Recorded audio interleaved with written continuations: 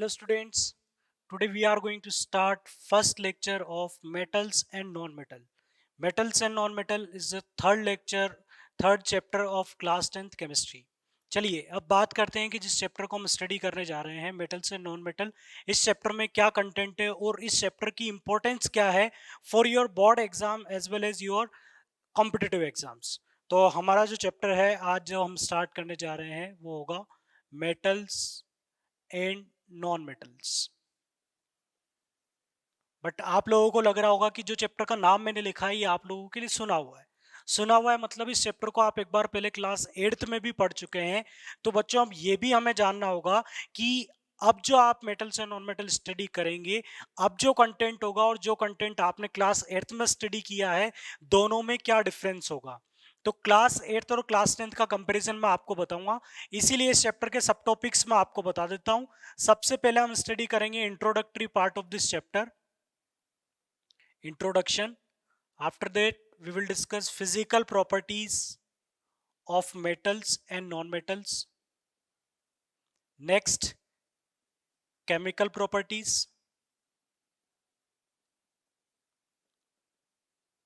Then we will study about the ionic bond and their properties.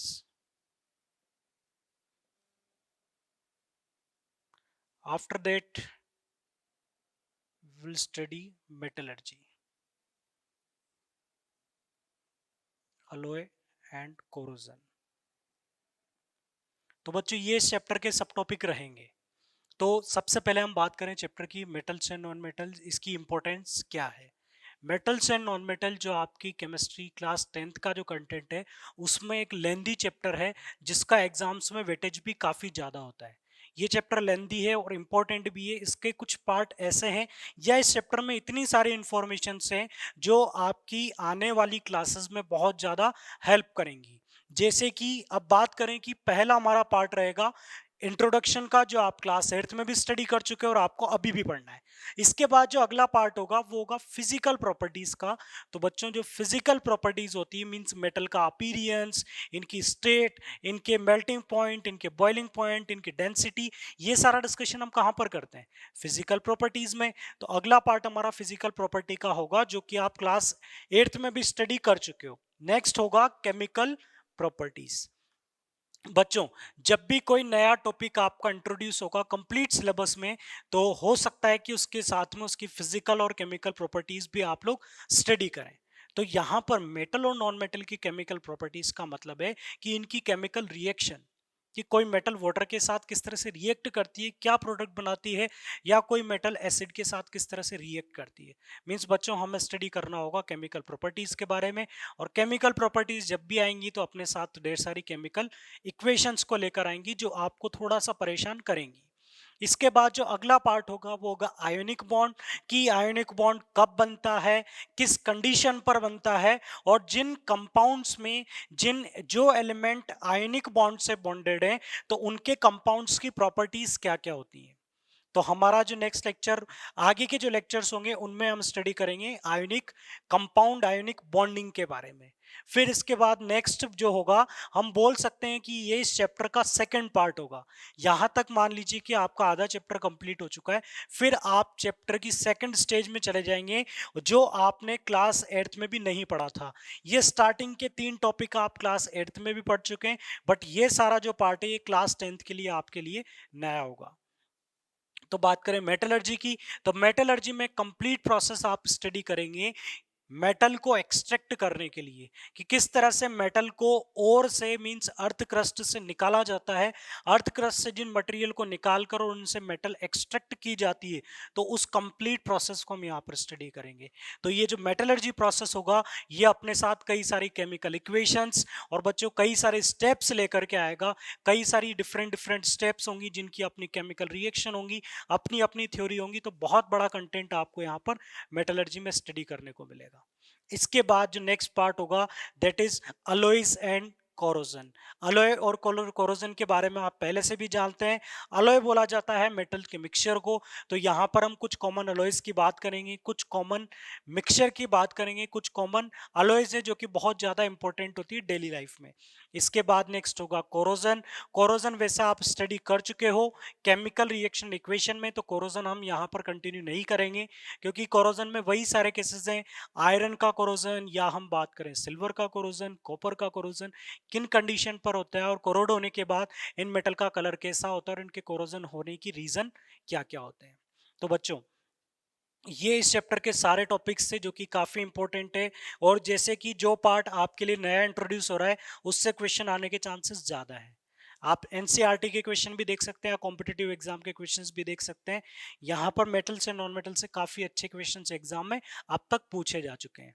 तो सबसे पहले हम बात करते हैं इंट्रोडक्शन की, फर्स्ट टॉपिक की, कि मेटल और नॉन मेटल क्या होगा अगर हमने आज से पहले कुछ भी नहीं पढ़ा है तो हम किस तरह से स्टार्ट करें।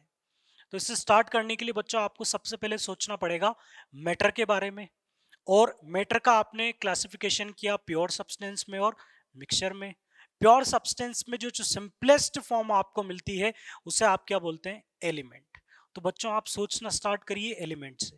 हाँ, कि हमने केमिस्ट्री में कई सारे एलिमेंट पढ़े हैं, देयर आर टोटल 118 एलिमेंट जिसे आप पीरियोडिक टेबल में देखते हैं।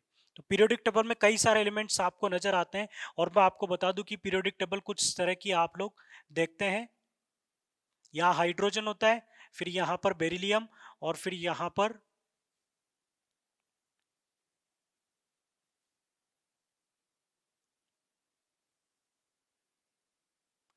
पर आपको मिलता है हीलियम।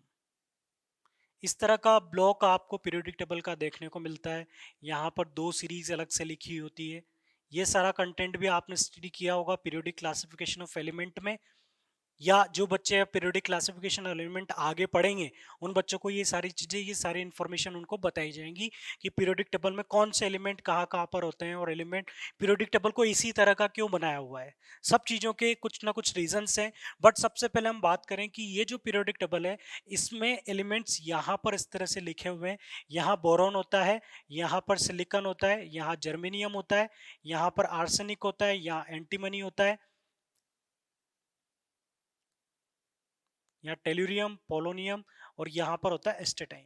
मैंने कुछ ही एलिमेंट लिखे हैं क्योंकि मैं आपको बताने जा रहा हूं कि ये इस पीरियोडिक टेबल का डायगोनल मान लीजिए। इसे हम मान सकते हैं एक डायगोनल लाइन, और इस लाइन के राइट हैंड साइड में भी एलिमेंट होंगे और इसके लेफ्ट हैंड साइड में भी एलिमेंट होंगे और नीचे भी कुछ एलिमेंट होंगे। तो सबसे पहले तो मैं आपको बता दूं कि आपके पास जो एलिमेंट है उन एलिमेंट में ही कुछ एलिमेंट मेटल होते हैं और कुछ एलिमेंट नॉन मेटल होते हैं। बहुत बड़ी दिक्कत ये होती है कि कई सारे बच्चे ऐसे होते हैं जो इन चीजों को इतना डिटेल में स्टडी नहीं करते हैं, और काफी टाइम तक भी उनके साथ ये समस्या बनी रहती है कि वो आइडेंटिफाई नहीं कर पाते हैं कि उनके सामने जो एलिमेंट का सिंबल लिखा हुआ है वो मेटल का सिंबल है या नॉन मेटल का सिंबल है। कई सारे ऐसे बच्चे होते हैं जो फास्फोरस लिखा वो इसे नहीं बता पाते हैं कि ये मेटल होगा या फिर ये नॉन मेटल होगा। तो इसलिए आपको ये वाला पार्ट काफी अच्छे से स्टडी करना है। आप कंप्लीट पीरियोडिक टेबल में एक बार देखें, रिवाइज करें कि कौन से एलिमेंट मेटल है और कौन से एलिमेंट नॉन मेटल है। तो फर्स्ट क्लासिफिकेशन के अकॉर्डिंग एलिमेंट को लेवोजियर ने दो ही पार्ट में डिवाइड किया, एक था मेटल और दूसरा था नॉन मेटल। बट कुछ टाइम बाद कुछ ऐसे एलिमेंट्स भी मिले जिनकी प्रॉपर्टीज मेटल जैसी भी थी, नॉन मेटल जैसी भी थी। मींस कुछ ऐसे एलिमेंट मिले जो अलग अलग कंडीशन पर दोनों की प्रॉपर्टीज को शो कर सकते थे। मींस जैसे कि कुछ ऐसी यहाँ पर एलिमेंट हैं जो कम टेम्परेचर पर नॉन मेटल की तरह काम करते हैं, मींस इंसुलेटर का काम करते हैं, और हाई टेम्परेचर पर मेटल की तरह अच्छे कंडक्टर का काम भी करते हैं। तो मींस उन्होंने अलग अलग कंडीशन पर मेटल और नॉन मेटल दोनों की प्रॉपर्टीज को शो किया। तो ऐसे एलिमेंट जो दोनों की प्रॉपर्टी शो करते हैं उन्हें बोला जाता है मेटलॉइड्स। तो बच्चों यहाँ पर कुछ ऐसे मेटालॉइड्स हैं जिनको लेकर कई सारे डाउट्स हैं। आप अलग अलग बुक्स में देखते हैं तो आपको अलग अलग आंसर्स मिलते हैं। तो यहाँ पर बोरॉन, एस्टेटाइन, इनके अलग अलग लॉजिक्स लिखे हुए हैं। कुछ बुक्स में इन्हें मेटालॉइड बताया हुआ है और कुछ में नहीं बताया हुआ है, बट जनरल आप कंसिडर करें कि ये जो बीच में जो मेटालॉइड है, सिलिकॉन है, जर्मेनियम है, ये 100% मेटालॉइड है हर एक बुक के अकॉर्डिंग। तो यहाँ पर इस डायगोनल की बात करें जिस पर हमने रिप्रेजेंट किया मेटालॉइड को, इनके लेफ्ट हैंड साइड में जितने भी एलिमेंट होंगे ये सारे एलिमेंट होंगे मेटल्स, और इनके राइट हैंड साइड में जितने भी एलिमेंट होंगे ये सब होंगे नॉन मेटल्स। सिमिलरली यहां पर जो एलिमेंट्स होंगे ये भी कैटेगराइज किए जाते हैं मेटल्स में। तो मेटल और नॉन मेटल की पोजीशन पीरियोडिक टेबल में क्या होती है? अब जब आप पीरियोडिक टेबल याद कर लेंगे तो आप आसानी से बता पाएंगे कि कौन मेटल होगा और कौन नॉन मेटल होगा। आगे की केमिस्ट्री को स्टडी करने के लिए ये सारी चीजें आपके माइंड में होना बहुत जरूरी है। अब मैं बात करता हूं कि मेटल और नॉन मेटल में मैंने इस तरफ आपको बोल दिया कि इस तरफ के सारे एलिमेंट मेटल हैं, बट क्या इसका कोई एक्सेप्शन है? हो सकता है इधर कोई ऐसा एलिमेंट हो जो मेटल ना हो। तो हाँ, एक एक्सेप्शन है बच्चों, यहाँ पर हाइड्रोजन जो लिखा होता है ये हाइड्रोजन मेटल नहीं होता है, हाइड्रोजन क्या होता है? Non metal. तो हाइड्रोजन एक ऐसा एलिमेंट जो इस तरफ है, बट ये किसमें कैटेगराइज किया जाता है? नॉन मेटल में। अब बात करें कि मेटल और नॉन मेटल में क्या डिफरेंस होगा, तो इनके डिफरेंस हम स्टडी करेंगे इनकी फिजिकल प्रॉपर्टीज में और इनकी केमिकल प्रॉपर्टीज में। और कुछ कॉमन इंफॉर्मेशन मेटल और नॉन मेटल के बारे में मैं आपको बता दूं कि मेटेलिक एलिमेंट जो होते हैं, आपको पता भी होगा कि मेटल्स जो होती हैं वो बहुत अच्छी कंडक्टर होती हैं, या हम बात करें मेटल्स जो होती है इनकी टेंडेंसी होती है इलेक्ट्रॉन डोनेट करने की। metals have the good tendency to donate electron while the non metal wants to take electron। Non metal की क्या टेंडेंसी होती है कि उन्हें इलेक्ट्रॉन मिले, और मेटल्स चाहती है कि इलेक्ट्रॉन दे सके। जैसा कि आपने स्टडी भी किया होगा, मैं बात करूं सोडियम और क्लोरीन की, सोडियम का कॉन्फ़िगरेशन होता है 281, आप क्लास 9th में स्टडी कर चुके हैं। क्लोरीन का कॉन्फ़िगरेशन होता है 287। तो सोडियम के आउटर मोस्ट शेल में एक इलेक्ट्रॉन है, तो सोडियम की टेंडेंसी है कि ये इस इलेक्ट्रॉन को देकर स्टेबल हो जाए, डोनेट करके स्टेबल हो जाए। तो इसकी टेंडेंसी थी कि इलेक्ट्रॉन को डोनेट करेगा। जबकि क्लोरीन की इच्छा है कि इसे एक इलेक्ट्रॉन मिल जाए, तो यहां पर 7 क्या बन जाएगा? 8 बन जाएगा। और according to law of octet या ऑक्टेट रूल के अकॉर्डिंग, जिसके आउटर मोस्ट शेल में 8 इलेक्ट्रॉन है उसको स्टेबिलिटी मिल चुकी है। तो ये स्टेबल होने के लिए क्या करेगा? एक इलेक्ट्रॉन लेने की टेंडेंसी रखेगा। मींस मेटल्स जो होती हैं वो इलेक्ट्रॉन देना चाहती है, और नॉन मेटल में टेंडेंसी होती है इलेक्ट्रॉन को गेन करने की। मींस मेटल्स की बात करें तो they have tendency to donate electron while non-metals have tendency to accept electron। ठीक है, ये मैं पार्ट आपको इतना डिटेल में इसलिए बता रहा हूँ क्योंकि आगे जब मैं केमिकल प्रॉपर्टीज का डिस्कशन करूंगा तो वहां पर मैं आपको बोलूंगा कि इनके इलेक्ट्रॉन को लेने की टेंडेंसी है, इलेक्ट्रॉन को देने की टेंडेंसी नॉन मेटल्स की नहीं होती है। तो ये एक कॉमन डिफरेंस था मेटल और नॉन मेटल में। इसके साथ एक और थ्योरी मैं आपको क्लियर कर दूं कि जिनमें इलेक्ट्रॉन को देने की टेंडेंसी होती है उनका नेचर डिफाइन किया जाता है इलेक्ट्रोपॉजिटिव नेचर, और जो इलेक्ट्रॉन लेना चाहते हैं उनकी टेंडेंसी होती है, उनका नेचर होता है इलेक्ट्रोनेगेटिव नेचर। तो नॉन मेटल्स का जो नेचर होता है इसे हम बोल सकते हैं इलेक्ट्रोनेगेटिव, जबकि मेटल्स का नेचर होगा इलेक्ट्रोपॉजिटिव।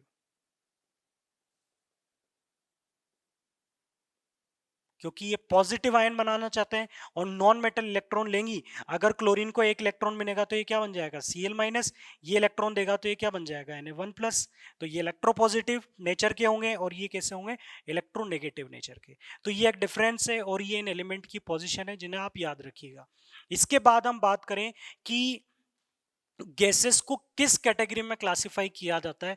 तो बच्चों जितनी भी गैसेस आप अपने आसपास देखते हैं या जिन भी गैसेस के नाम आपको पता है, जैसे कि मैं केवल एलिमेंटल गैसेस की बात कर रहा हूँ, कंपाउंड वाली गैसेस की बात नहीं कर रहा हूँ। जैसे कि हाइड्रोजन हुआ, नाइट्रोजन हुआ, ऑक्सीजन हुआ, फ्लोरीन, क्लोरीन, ये सब क्या है? ये सब गैसेस हैं, और ये सारी गैसेस किस कैटेगरी में चली जाएंगी? नॉन मेटल्स की कैटेगरी में। तो नॉन मेटल्स में सारे गैसेस एलिमेंट आते हैं, और गैसेस एलिमेंट कौन कौन से उनकी बात हम करते हैं।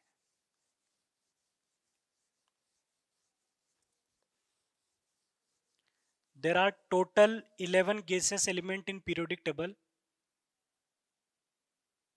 इनमें से इनके नाम आपको पता होंगे, जैसे कि हाइड्रोजन गैस है, oxygen gas, nitrogen, fluorine, chlorine, और remaining gases helium, neon, argon, krypton, xenon और radon.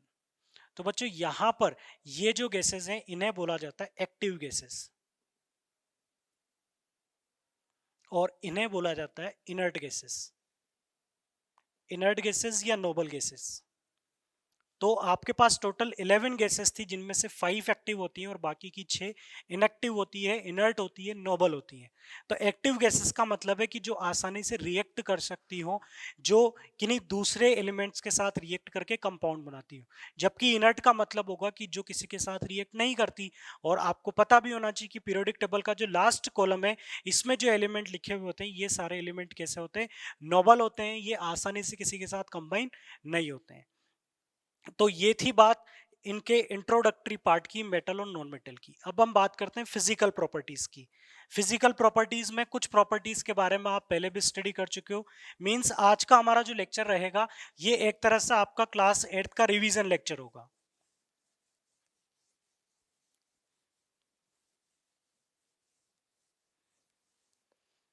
Now next topic is physical properties of metals and non metals. देखिए, फिजिकल प्रॉपर्टीज को हम दोनों मेटल और नॉन मेटल के लिए अलग अलग पढ़ने की बजाय दोनों की फिजिकल प्रॉपर्टीज को साथ में स्टडी करेंगे, ताकि हम कंपेयर कर सकें कि मेटल और नॉन मेटल की उस प्रॉपर्टी में डिफरेंस क्या होगा। तो यहां हम बात करेंगे मेटल की, और यहां हम बात करेंगे नॉन मेटल्स की। तो बच्चों, फर्स्ट जिस प्रॉपर्टी की हम बात करें, अलग अलग प्रॉपर्टीज के बेसिस पर आप दोनों में डिफरेंस स्टडी करोगे। तो सबसे पहले हम बात करते हैं फिजिकल स्टेट की। Physical state. तो आपसे अगर पूछा जाए कि आपके आसपास जो मेटल्स हैं उनकी फिजिकल स्टेट कैसी होती है, या वो किस स्टेट में अपीयर होती है, तो आपने देखा होगा iron, aluminium, copper, silver, gold, सब मेटल के एग्जांपल्स हैं। और जो मेटल्स आप अपने सराउंडिंग में देख रहे हैं, या ज्यादातर जो मेटल्स हैं, वो आपको हमेशा किस स्टेट में मिलती है? सॉलिड स्टेट में। तो यहां पर आप बोल सकते हैं that metal exist in solid state, generally in solid state at room temperature. Room temperature का मतलब होगा बच्चों 25 डिग्री सेल्सियस की मैं बात कर रहा हूँ। इस टेम्परेचर पर ज्यादातर या जो मेटल्स हैं वो आपको जनरली किस स्टेट में मिलेंगी? सॉलिड स्टेट में मिलेंगी। बट बात की जाए यहां पर एक मेटल की, एक्सेप्ट मरकरी। मरकरी के बारे में आपको पता होगा, it exist in liquid state at room temperature. तो बच्चों, कॉमन पॉइंट यही है, या इंपॉर्टेंट पॉइंट यही है कि मेटल्स आपको सॉलिड स्टेट में मिलती है रूम टेम्परेचर पर, लेकिन मरकरी ऐसी मेटल्स है जिसकी रूम टेम्परेचर पर आपको स्टेट मिलती है लिक्विड स्टेट। या एग्जाम में आपसे पूछा जाए कि लिक्विड मेटल कौन सी होगी, तो आपका आंसर होगा वहां पर मरकरी। अब यहाँ पर एक दूसरा पॉइंट ये है कि कुछ ऐसी मेटल्स भी आपको आपके पास है जिनके मेल्टिंग पॉइंट भी रूम टेम्परेचर के काफी क्लोज हैं। या हम बात करें जब बहुत ज्यादा गर्मी हो या बहुत ज्यादा टेम्परेचर हो, जब रूम टेम्परेचर 25 से थोड़ा ज्यादा हो, जब रूम टेम्परेचर 25 से थोड़ा ज्यादा हो, तो हो सकता है कि मरकरी के साथ साथ और भी ऐसी मेटल्स हैं जिनकी स्टेट आपको कौन सी स्टेट मिले? लिक्विड स्टेट मिले या मोल्टन स्टेट मिले। मोल्टन का मतलब भी क्या होगा? लिक्विड स्टेट होगा। तो बच्चों, वो जो एग्जांपल्स हैं उनमें होगा गैलियम, फ्रांशियम और सीजियम। तो यहाँ पर ये जो सारी मेटल्स हैं, गैलियम, फ्रांशियम, सीजियम, इनके भी मेल्टिंग पॉइंट रूम टेम्परेचर के काफी क्लोज होते हैं। 28, 29, 27 इस रेंज में इनके मेल्टिंग पॉइंट लाई करते हैं। तो अगर रूम टेम्परेचर 25 से थोड़ा ज्यादा होगा, तो हो सकता है कि गैलियम मेटल भी आपको लिक्विड स्टेट में मिल जाए। या कई जगह पर लिखा होता है कि जब गैलियम को आप अपनी हथेली पर रखते हो, अपनी पाम पर रखते हो, तो गैलियम आपको उस समय पर किस स्टेट में मिलता है? मोल्टन स्टेट में मिलता है। तो ऐसा क्यों होगा कि गैलियम आपकी बॉडी से एनर्जी एब्जॉर्ब कर लेगा, या सराउंडिंग का टेम्परेचर अगर 25 से ज्यादा होगा तो हो सकता है कि वहां पर गैलियम भी आपको किस स्टेट में मिल जाए? लिक्विड स्टेट में मिल जाए। मींस इनके मेल्टिंग पॉइंट रूम टेम्परेचर के काफी क्लोज है, 28 29 के अलावा आसपास इनके मेल्टिंग पॉइंट लाई करते हैं, इसलिए ये भी आपको किस स्टेट में मिलते हैं? लिक्विड स्टेट में मिल सकते हैं। तो ये थी फिजिकल स्टेट के बारे में बात मेटल्स की। अब हम बात करते हैं नॉन मेटल्स की। तो नॉन मेटल की फिजिकल स्टेट क्या होती है? नॉन मेटल आपको किस स्टेट में मिलती है? तो अभी अभी हमने कई सारी नॉन मेटल्स देखी थी, हाइड्रोजन, ऑक्सीजन, सारी गैसेस किस में क्लासीफाई की? नॉन मेटल में। और सारी गैसेस रूम टेम्परेचर पर, मींस रूम टेम्परेचर पर वो सब आपको किस स्टेट में मिलते हैं? गैसेस स्टेट में। तो हम बोल सकते हैं कि non metal exist in solid and gaseous state at room temperature,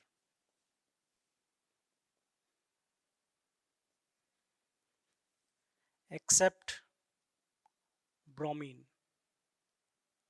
Br exist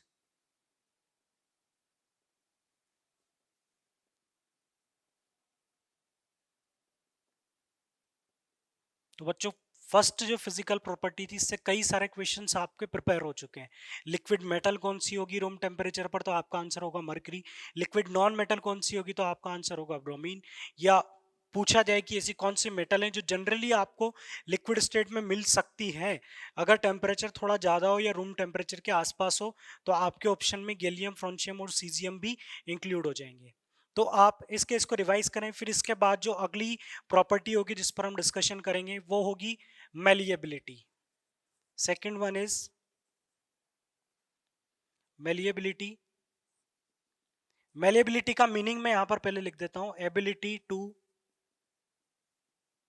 convert into thin sheet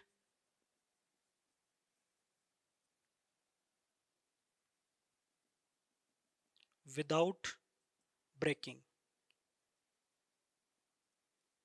means हम बात कर रहे हैं कि कई सारे ऐसे सब्सटेंस आपने देखे होंगे जिन्हें आप हैमर से हिट करते जाओगे, उन्हें हिट करते जाओगे, वो टूटे बिना वो ब्रेक नहीं होंगे, और जैसे जैसे आप उन्हें हिट करते रहोगे वो थिन शीट में कन्वर्ट होने की तरफ जाएंगे। मींस उनकी टेंडेंसी होगी कि वो थिन शीट में कन्वर्ट हो जाए।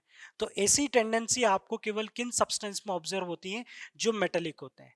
नॉन मेटेलिक में जैसे मैं एग्जांपल लूं कोल की, कार्बन जो होता है, कोयला जो होता है, ये क्या है? नॉन मेटल है। आप अगर कोल को हिट करोगे तो वो टूटकर बिखर जाएगा। क्या वो थिन शीट में कन्वर्ट होगा? नहीं होगा। जबकि मेटल्स को आप थिन शीट में कन्वर्ट करते हो, और इनकी कई सारी एप्लीकेशन है, कई सारे यूजेस हैं, जैसे कि aluminium foil. Aluminium foil, gold foil जो रदरफोर्ड अल्फा पार्टिकल एक्सपेरिमेंट में काम में ली थी, क्योंकि गोल्ड को वो थिन शीट में कन्वर्ट कर सकता है, गोल्ड मेलिएबल है। मीन्स हम ये बोल सकते हैं, क्लास 8 में भी आप स्टडी कर चुके हो, that metals are malleable in nature. Malleable का मतलब कि आप उन्हें थिन शीट में कन्वर्ट कर सकते हो। तो हम बोल सकते हैं metals are malleable while non metals are non malleable। Non malleable क्यों होती है? क्योंकि इनका नेचर जो होता है, नॉन मेटल का जो नेचर होता है ब्रिटल नेचर होता है। ब्रिटल नेचर का मतलब क्या होता है, पहले इसे समझिए बच्चों। ये टर्म फिर से आपके सामने आएगी, ब्रिटल, तो आप अभी से क्लियर कर लें कि ब्रिटल का मीनिंग क्या होगा। ब्रिटल का मीनिंग होगा कि वो सब्सटेंस जिन्हें आप जैसे हिट करोगे तो वो टूटकर बिखर जाएंगे। जब आप उन्हें हिट करेंगे तो वो टूटकर बिखर जाएंगे। तो ऐसे सब्सटेंस को क्या बोला जाता है? उनकी नेचर को क्या डिफाइन किया जाता है? ब्रिटल नेचर बोला जाता है। जबकि जिन्हें आप हिट करें और वो ब्रेक ना हो, थिन शीट में कन्वर्ट होंगे, ऑब्वियस सी बात है, तो उन्हें क्या बोला जाएगा? मेलिएबल बोला जाएगा। अब मेलिएबल में आपसे पूछा जाए कि एग्जांपल्स क्या क्या होंगे, या कौन कौन सी मेटल है जो अच्छी मेलिएबल है, तो अच्छी मेलिएबल मेटल में हमारे पास गोल्ड है, सिल्वर है, कॉपर है, और आपके पास एल्यूमिनियम है। बट जैसे कम मेलिएबिलिटी की बात की जाए तो मरकरी तो आपके पास लिक्विड स्टेट में, और भी कई ऐसी सॉफ्ट मेटल है जिन्हें आसानी से इतनी थिन शीट में हम कन्वर्ट नहीं कर पाते हैं। बट ज्यादातर जो मेटल्स है वो आपके पास कैसी होंगी? मेलिएबल होंगी। जबकि नॉन मेटल सारी कैसी होंगी? नॉन मेलिएबल होंगी। तो ये सेकंड प्रॉपर्टीज थी जिसके बेसिस पर हमने दोनों में डिफरेंस स्टडी किया। अब नेक्स्ट प्रॉपर्टी की बात करते हैं।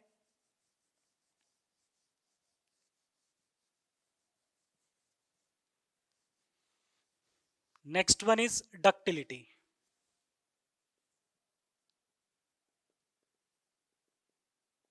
Means metals are ductile in nature. Ductile का मतलब क्या होगा, डक्टिलिटी का मतलब क्या होगा, ability to convert into thin wire without breaking. Means आप मेटल के थिन वायर बना सकते हो और उन वायर बनाने के दौरान वो किसी तरह से ब्रेक नहीं होगी। मीन्स काफी लंबे, काफी बड़ी लेंथ के आप थिन वायर मेटल से ड्रॉ कर सकते हो, जबकि नॉन मेटल को आप वायर की फॉर्म में कन्वर्ट नहीं कर सकते। आपने देखा भी होगा, जैसे कॉपर के वायर होते हैं, एल्यूमिनियम के होते हैं, सिल्वर के वायर होते हैं, तो इन्हें थिन वायर में कन्वर्ट किया जा सकता है। आप गोल्ड के एक छोटे से अमाउंट से, बहुत स्मॉल अमाउंट अगर गोल्ड का लोगे, तो उससे काफी बड़ी लेंथ का आप एक थिन वायर बना सकते हो। मींस मेटल जो होती है वो काफी अच्छी डक्टाइल नेचर की होती है, जबकि नॉन मेटल जो होती है दीज आर नॉन डक्टाइल। ये एक डिफरेंस हुआ। इसके बाद नेक्स्ट जो होता है वो है sonority. Means metals are sonorous. ये वही कॉमन प्रॉपर्टीज है जो आप क्लास 8 में स्टडी कर चुके हो। सोनोरस का मीनिंग होता है कि जब आप इन्हें हैमर से हिट करेंगे, जब मेटल्स को हिट किया जाएगा, तो ये एक नॉइज प्रोड्यूस करेंगे, make noise when hit with an hammer. जब इसे किसी हैमर से हिट किया जाएगा तो ये एक नॉइज प्रोड्यूस करेगा, एक रिंगिंग साउंड प्रोड्यूस करेगा। जबकि नॉन मेटल को आप हिट करेंगे तो उनसे कोई रिंगिंग साउंड सुनाई नहीं देगा। आप कभी आयरन को हिट करें तो एक रिंगिंग साउंड, बहुत मतलब अच्छी साउंड आपको सुनाई देती है, तो आप उन्हें किस कैटेगरी में डालेंगे, मेटल जो होंगी उन्हें हम क्या बोल सकते हैं, सोनोरस बोल सकते हैं। जबकि नॉन मेटल्स को डिफाइन किया जाएगा नॉन सोनोरस में, क्योंकि इन्हें हिट करने पर कोई रिंगिंग साउंड सुनाई नहीं देता है। तो ये एक प्रॉपर्टी और हो चुकी है। अब हम चलते हैं नेक्स्ट प्रॉपर्टी की तरफ। तो नेक्स्ट जो प्रॉपर्टी है वो होगी hardness. Malleability, ductility, sonority, physical state, सब क्लास 8 में आप स्टडी कर चुके हो। Next one is hardness. तो मेटल्स जो होती हैं ये हार्ड होती हैं, जबकि नॉन मेटल्स के बारे में आपने सुना होगा, नॉन मेटल्स जो होती है सॉफ्ट होती हैं। क्योंकि नॉन मेटल्स में तो वैसे ही ज्यादातर नॉन मेटल कौन सी थी, गैसेस नॉन मेटल थी। और नॉन मेटल सॉफ्ट क्यों होती है, क्योंकि नॉन मेटल के जो एटम होते हैं उनके बीच में अट्रैक्शन वीक होता है, जबकि मेटल के जो एटम्स होते हैं उनके बीच में अट्रैक्शन जो होता है वो स्ट्रॉन्ग होता है, उनकी जो बॉन्डिंग होती है वो स्ट्रॉन्ग होती है। जैसे कि मैं बात करूं, ये मेटेलिक पीस आपने लिया और ये नॉन मेटल का पीस है, इसमें नॉन मेटल के एटम होंगे और इसमें मेटल के एटम होंगे। तो बच्चों यहाँ मेटल के एटम के बीच में जो बॉन्डिंग है वो होती है मेटेलिक बॉन्डिंग, जो कि काफी स्ट्रांग होती है। जबकि यहाँ पर वीक अट्रैक्शन होता है नॉन मेटल के बीच में। तो यहाँ पर स्ट्रांग बॉन्डिंग की वजह से आप इन्हें हिट करते हो तो ये ब्रेक नहीं होती है, आप इन्हें थिन वायर में कन्वर्ट कर सकते हो, इनकी शीट बना सकते हो। और मेटल्स जो है वो आपको ज्यादातर सॉलिड स्टेट में मिलती है, क्योंकि कंस्टिट्यूएंट एटम के बीच में जो अट्रैक्शन है वो स्ट्रॉन्ग है, तो वो पास पास रहेंगे। इसलिए फिजिकल स्टेट भी जनरली आपको कैसी मिलती है, सॉलिड मिलती है। अब हम बात कर रहे हैं इनकी हार्डनेस की। तो जब एटम्स क्लोज होंगे, अट्रैक्शन ज्यादा होगा, तो फिर उसकी हार्डनेस भी कैसी होगी, काफी ज्यादा होगी। बट सोडियम पोटेशियम की बात की जाए तो इन्हें बोला जाता है सॉफ्ट मेटल। सॉफ्ट मेटल का मतलब जनरली जो फर्स्ट ग्रुप की मेटल्स होती हैं वो ज्यादातर कैसी होती हैं, सॉफ्ट होती हैं। सॉफ्ट बोलने का मतलब these are soft, can be cut with a knife. ये इतनी सॉफ्ट होती हैं कि इन्हें आप चाकू से भी कट कर सकते हैं। तो सोडियम, पोटेशियम या मरकरी जो कि लिक्विड स्टेट में था, ये सब किस कैटेगरी में चले जाते हैं, सॉफ्ट मेटल की कैटेगरी में। जबकि हम बात करें आयरन, कॉपर, एल्यूमिनियम, ये सब किस कैटेगरी में चले जाएंगे, हार्ड मेटल की कैटेगरी में चले जाएंगे। नॉन मेटल्स जो हैं वो आपको ज्यादातर जो नॉन मेटल्स है वो सब किस स्टेट में मिलेंगी, सॉफ्ट में। नॉन मेटल कैसी होती है, सॉफ्ट होती है। बट यहाँ पर भी इसका भी एक एक्सेप्शन होगा, डायमंड, जो कि होता है एलोट्रोप ऑफ कार्बन।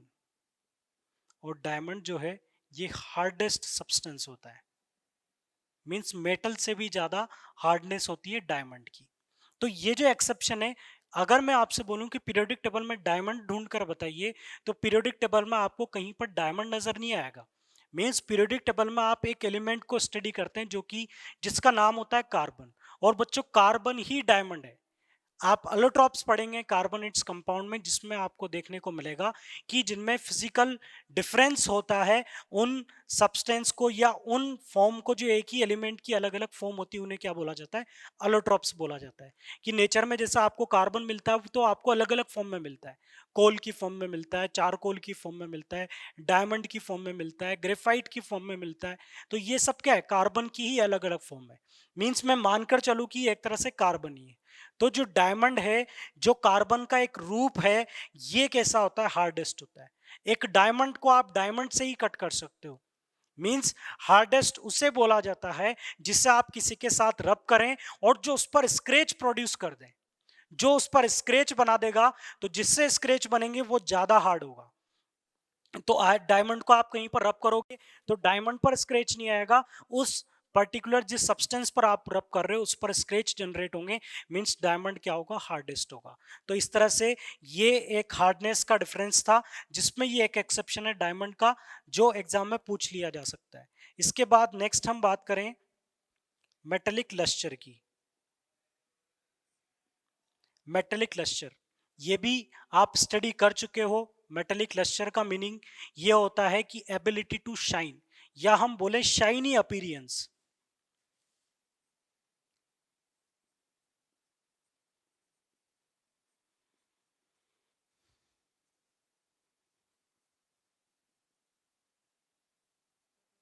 जैसे कि हम बात करें मेटल्स की, तो मेटल्स कैसी होती है? लस्ट्रस होती है। मींस मेटल में लस्टर होता है जबकि नॉन मेटल में कोई लस्टर नहीं होता है। लस्टर का मतलब shiny appearance.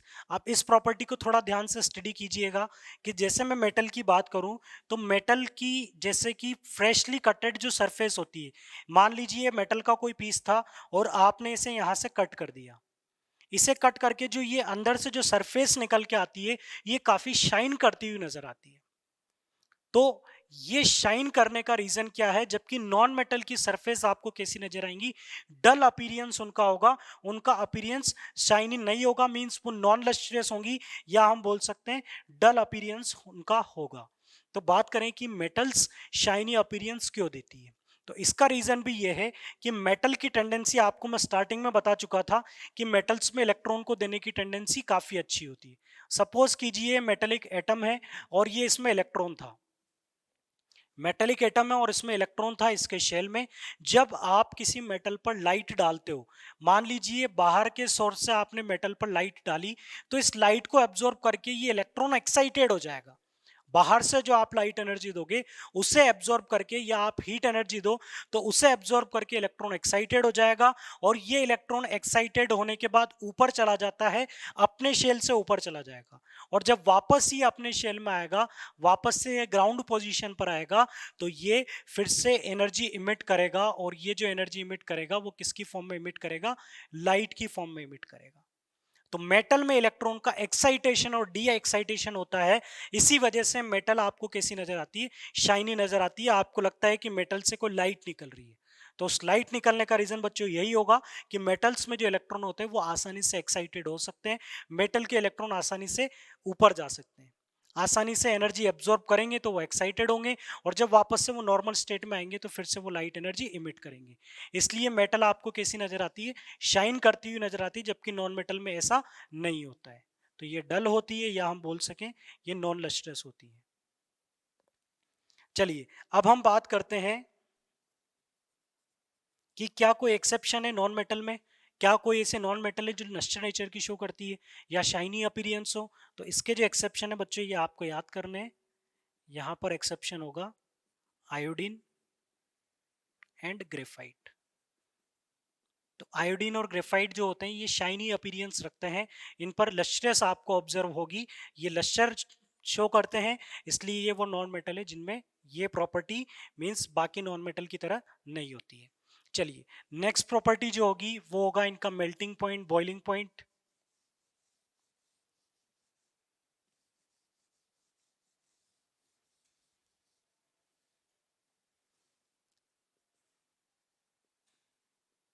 Melting and boiling point.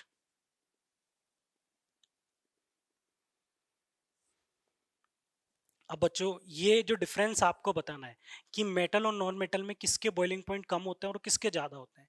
तो बॉइलिंग पॉइंट का मतलब क्या होता है? वो कांस्टेंट टेम्परेचर जिस पर सब्सटेंस लिक्विड से गैसियस स्टेट में कन्वर्ट होना स्टार्ट हो, या मेल्टिंग पॉइंट वो कांस्टेंट टेम्परेचर जिस पर सब्सटेंस सॉलिड से लिक्विड में कन्वर्ट होना स्टार्ट हो जाता है। अब आप बताइए कि मेटल को मेल्ट करना मुश्किल होगा या नॉन मेटल को मेल्ट करना मुश्किल होगा? उससे मेल्ट करना मुश्किल होगा, उसको मेल्ट करने के लिए ज्यादा टेम्परेचर देना पड़ेगा, जिसके एटम्स के बीच में जो बॉन्डिंग होगी वो स्ट्रांग होगी। क्योंकि मेल्टिंग में आपको क्या करना है? इन एटम्स की डिस्टेंस को ही तो बढ़ाना है। सॉलिड में डिस्टेंस थोड़ी कम होती है, लिक्विड में डिस्टेंस ज्यादा होती है। मींस आपको इनकी डिस्टेंस को इंक्रीज करना है, तो आपको इनकी बॉन्डिंग से लड़ना होगा। और बॉन्डिंग से लड़ने के लिए आप क्या सप्लाई करते हैं? हीट एनर्जी सप्लाई करते हैं। तो हम यहाँ पर सप्लाई करेंगे हीट। अब ज्यादा हीट कब सप्लाई करनी पड़ेगी? जब इनके बीच की बॉन्डिंग स्ट्रांग होगी। और मैं आपको पहले ही बता चुका हूं कि मेटेलिक एटम की जो बॉन्डिंग है वो स्ट्रांग है in comparison to non metallic atom. तो मेटल को मेल्ट करना काफी मुश्किल होगा as compare to non metal. तो हम बोल सकते हैं कि मेटल के जो मेल्टिंग पॉइंट बॉइलिंग पॉइंट होंगे वो हाई होंगे as compare to non metal, जिनके मेल्टिंग पॉइंट बॉइलिंग पॉइंट कैसे होते हैं? लो होते हैं। मेटल्स में अगर बात की जाए तो वुल्फ्रामाइट टंगस्टन जो होता है, टंगस्टन जिसका मेल्टिंग पॉइंट काफी हाई होता है, इसका मेल्टिंग पॉइंट आप देखेंगे 3410 डिग्री सेल्सियस या 3500 के अराउंड होता है। इसके बाद हम बात करें आयरन, एफी आयरन, आयरन का भी मेल्टिंग पॉइंट काफी ज्यादा होता है 1535 डिग्री सेल्सियस। मींस काफी ज्यादा मेल्टिंग पॉइंट होता है मेटल्स के। जबकि नॉन मेटल की बात की जाए तो नॉन मेटल के मेल्टिंग पॉइंट कम होते हैं। तो लो होते हैं, बट इनके भी कुछ एक्सेप्शंस हैं, जैसे कि कार्बन, सिलिकॉन। कार्बन की बात की जाए तो कार्बन के एलोट्रोप होता है डायमंड एंड ग्रेफाइट। और हम बात करें सिलिकॉन की, तो इनके जो मेल्टिंग पॉइंट होता है वो काफी ज्यादा होते हैं। मींस डायमंड ग्रेफाइट के अबोव 3000 डिग्री सेल्सियस इनका मेल्टिंग पॉइंट होता है। और बात करें सिलिकॉन की, तो सिलिकॉन का भी मेल्टिंग पॉइंट काफी ज्यादा होता है।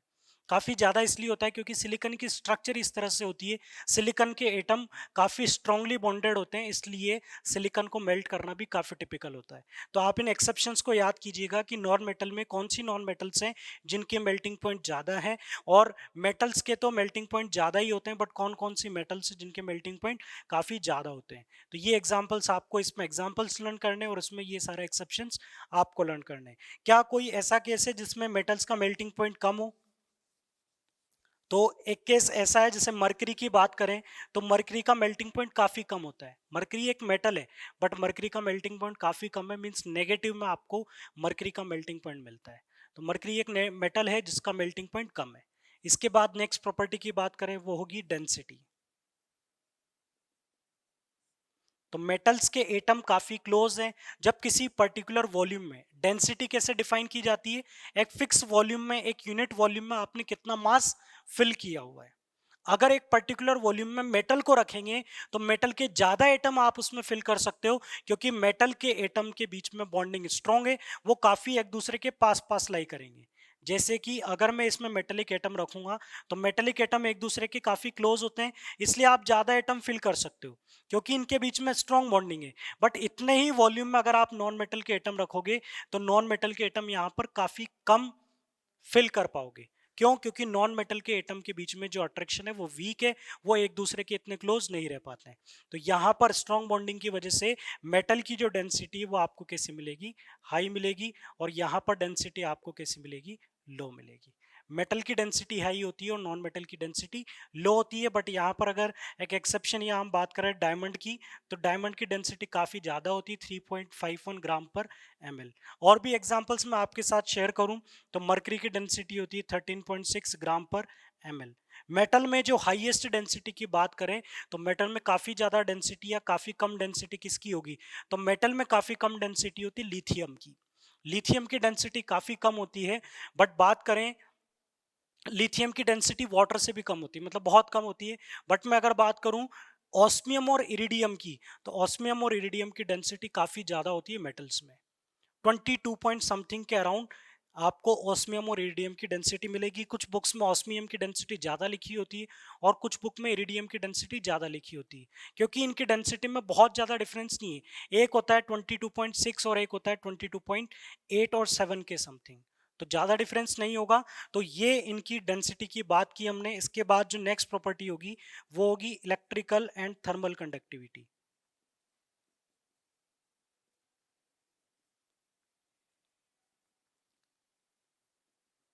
तो ये भी एक अच्छा केस है जिस पर क्वेश्चन पूछा जाता है। मैं बात करूंगा कि मेटल्स और नॉन मेटल में किस में इलेक्ट्रिसिटी कंडक्ट करने की टेंडेंसी होती है। क्या मेटल इलेक्ट्रिसिटी कंडक्ट कर सकती है? तो आप सोचना स्टार्ट करेंगे तो इलेक्ट्रिसिटी वो कंडक्ट कर सकते हैं जैसे कि आपने एक सर्किट बनाया, तो आप वायर लगाओगे, यहाँ पर बैटरी कनेक्ट करोगे और यहाँ पर बल्ब होगा। आपने फिजिक्स में पढ़ा होगा कि बल्ब ग्लो करना स्टार्ट कर देगा, तो आपका मतलब है कि यहाँ पर जो भी आपने सर्किट में चीजें लगाई है वो सब इलेक्ट्रिसिटी को कंडक्ट करते हैं। मींस आपके आसपास जो भी कनेक्शन बना हुआ है वो इलेक्ट्रिसिटी को कंडक्ट करता है। अब आप सोचिए कि जो भी कनेक्शन है या जो वायरिंग है ये किसकी की हुई है। आपने जो भी वायरिंग है वो किसकी की हुई है? मेटल की हुई है। मींस ये तो कंफर्म है that metals are the good conductor of electricity. तो क्या नॉन मेटल इलेक्ट्रिसिटी कंडक्ट नहीं करती? हाँ, नॉन मेटल इलेक्ट्रिसिटी कंडक्ट नहीं करेगी और मेटल इलेक्ट्रिसिटी कंडक्ट करेगी। बट इसका रीजन क्या है? मेटल्स इलेक्ट्रिसिटी कंडक्ट क्यों करती है, ये भी पूछा जाता है। तो अभी अभी मैंने आपसे बात की कि ये जैसे मेटल है और ये मेटल का एटम है, इसमें मेटल के कई सारे एटम्स हैं और कई सारे एटम्स के पास अपने अपने इलेक्ट्रॉन्स भी होंगे। तो बच्चों यहाँ पर कॉन्सेप्ट ये है कि मेटल के जो इलेक्ट्रॉन है ये मेटल के एटम से लूजली बॉन्डेड होते हैं। मतलब ये अपने इलेक्ट्रॉन को आसानी से रिलीज कर सकता है, फ्री कर सकता है। तो मेटल के ये जो इलेक्ट्रॉन होते हैं ये फ्री होते हैं और मोबाइल इलेक्ट्रॉन होते हैं। मीन्स ये इलेक्ट्रॉन यहाँ से मूव कर सकते हैं। तो मेटल के इलेक्ट्रॉन जब मूवेबल होंगे तो वो आसानी से, देखो इलेक्ट्रिसिटी कंडक्शन के लिए आपको मूवेबल चार्ज रिक्वायर्ड होता है, मोबाइल चार्ज रिक्वायर्ड होता है, फ्री चार्ज रिक्वायर्ड होता है। अगर आपके पास कोई चार्ज है और वो स्टेबल है, इमूवेबल है, तो वहां पर इलेक्ट्रिसिटी कंडक्ट नहीं होगी। आपके पास चार्ज है, अगर वो मूवेबल होगा तभी वहां पर इलेक्ट्रिसिटी कंडक्ट होगी। तो मेटल के एटम जो है, मेटल जो होती हैं वो इलेक्ट्रिसिटी कंडक्ट कर सकती है due to availability of mobile electron, free electrons. तो हम बोल सकते हैं can conduct heat and electricity due to availability of mobile electrons. Mobiles का मतलब movable electron, free electrons metal में अवेलेबल होते हैं, जिस वजह से मेटल्स आसानी से इलेक्ट्रिसिटी कंडक्ट कर सकती है। तो कई सारी प्रॉपर्टीज को हमने मेटल की इसी नेचर से रिप्रेजेंट, इसी नेचर से एक्सप्लेन किया कि मेटल के जो इलेक्ट्रॉन है वो आसानी से मूव कर सकते हैं या लूजली बॉन्डेड होते हैं, लूजली अट्रैक्टेड होते हैं। उसी तरह से बात करें तो नॉन मेटल की, तो नॉन मेटल जो है ये बेड कंडक्टर होते हैं हीट और इलेक्ट्रिसिटी के। बट इसमें एक एक्सेप्शन, कॉमन सा एक्सेप्शन जो है वो होगा ग्रेफाइट। ग्रेफाइट क्या है बच्चों? कार्बन का अलोट्रोप। और ग्रेफाइट जो है ये गुड कंडक्टर होता है हीट एंड इलेक्ट्रिसिटी दोनों का।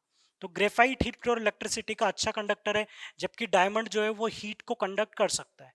तो आप जब एलोट्रोप से स्टडी करेंगे तो आपको बताया जाएगा कि डायमंड में हीट को कंडक्ट करने की टेंडेंसी क्यों होती है।